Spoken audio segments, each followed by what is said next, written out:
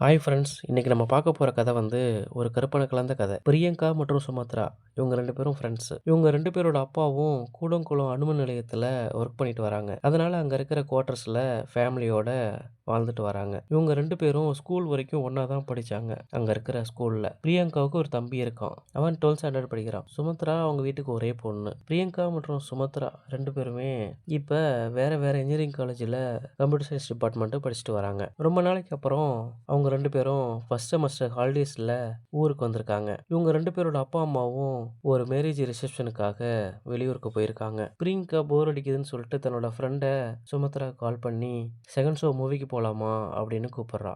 என்னோட தம்பியும் கிளம்பி ரெடியா இருக்கான், நீயும் வரியாடி அப்படின்னு கேட்குறப்ப, இல்லடி நான் வரல, மூவிக்கு வேணா இன்னொரு நாள் போகலாம், வா சும்மா வாக்கிங்ல பக்கத்துல போயிட்டு வரலாம் அப்படின்னு சொல்றா. சரிடி நான் மட்டும் வரேன், தம்பி வரலன்னு சொல்லிட்டான் அப்படின்னு சொல்லிட்டு நைட்டு 10 மணி ஆகுது. 2 பேரும் அந்த குவார்ட்டர்ஸ் ஏரியா லைட் வெளிச்சத்துல ஜாலியா பேசிட்டு வராங்க. அவங்களோட காலேஜ் ஸ்டோரி, எக்ஸாம்ஸ் பத்தி, அப்புறம் இப்ப புதுசா கிடைச்ச புது புது ஃப்ரெண்ட்ஸை பத்தி சிரிச்சு பேசிட்டு வராங்க. அப்பதான் பிரியங்கா சொல்றா, என்னோட அம்மா இந்த குவார்ட்டர்ஸ்ல கீழ் வீட்டில் இருக்கிற காலேஜ் பொண்ணு லவ் ஃபெயிலியர்ல சூசைட் பண்ணிக்கிட்டா 3 மந்த்ஸ்க்கு முன்னாடி.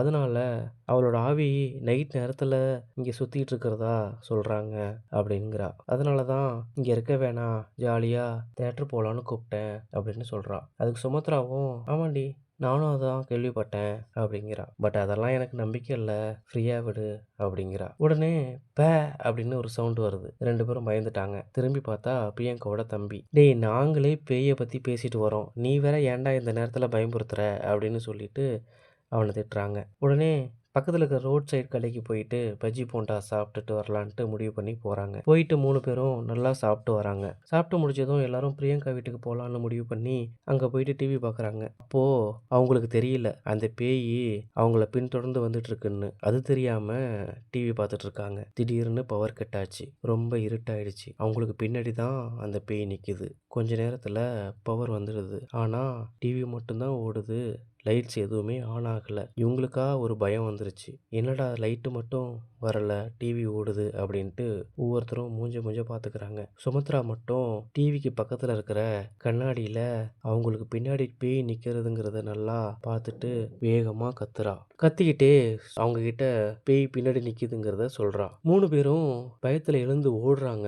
டோர் எதுவுமே ஓபன் ஆகல. பேயோட உருவமும் இருக்க இருக்க பெருசாயிட்டே இருக்கு. இன்னொரு டோர் வழியா 3 பேரும் தப்பிச்சு ஓட பாக்குறாங்க. பயத்துல 3 பேரும் என்ன பண்றதுன்னு தெரியாம கத்துறாங்க. அவங்களோட சத்தத்தை கேட்டு பக்கத்து வீட்டுக்காரங்க ஓடி வந்து டக்குன்னு கதவை திறக்கறாங்க. கதவை திறந்ததும் அந்த பேயோட உருவம் அங்க இல்ல, மறைஞ்சு போச்சு. உடனே 3 பேரையும் கூப்பிட்டு ஹால்ல உட்கார வச்சு, என்னமாச்சு, ஏமா இந்த சத்தம் போடுறீங்க அப்படின்னு அவங்க பக்கத்து வீட்டுக்காரங்க கேக்குறாங்க. அப்பதான் நடந்த விஷயத்த பிரியங்கா ஒன் பை ஒன்னா சொல்றா. இல்லாண்டி நாங்க ஃப்ரீயா லைட் வெளிச்சத்துல நடந்து வாக்கிங் மாதிரி பேசிட்டே போனோம். பேசிட்டு போகிறப்ப எங்கள் அம்மா இந்த கீழ் வீட்டில் ஒரு காலேஜ் பொண்ணு இறந்துட்டாங்க சூசைட் பண்ணி.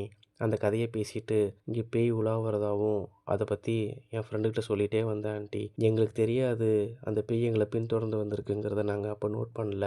எங்கள் கூடயே இருக்கிற மாதிரி ஃபீல் ஆச்சு, எங்களுக்கு பின்னாடி நின்றுட்டு இருக்கிற மாதிரி ஃபீல் ஆச்சு. அதான் பயத்தில் கத்திட்டோம். ஆனால் உண்மையாலுமே திரும்பி பார்த்தா பேய் நிற்குது, இப்போ என் கண்ணுக்கு தெரியல அப்படின்னு பயத்திலேயே சொல்கிறா. இதெல்லாம் நைட்டில் பேசுகிற விஷயமா, ஃப்ரீயாக விடுங்க, எதுக்கு நைட்டில் எந்த டாபிக் பேசுகிறீங்க, வாங்க எங்கள் வீட்டில் வந்து படுத்துக்கோங்கன்னு சொல்லி கூப்பிட்றாங்க. இல்லாண்டி எங்கள் அம்மா ஃபோன் பண்ணிட்டாங்க, இன்னும் கொஞ்சம் நேரத்தில் வீட்டுக்கு வந்துடுறதாகவும், நாங்கள் பார்த்துக்குறோம் ஆண்டி நீங்கள் பாருங்கள் அப்படின்னு சொல்லிட்டு அவங்கள போக சொல்கிறாங்க. அதனால் நைட் நேரத்தில் என்ன பேசணுமோ அதான் பேசணும். நம்ம என்ன நினைக்கிறோமோ அதான் செயலாக அப்பப்போ நடக்குது. Okay, thank you.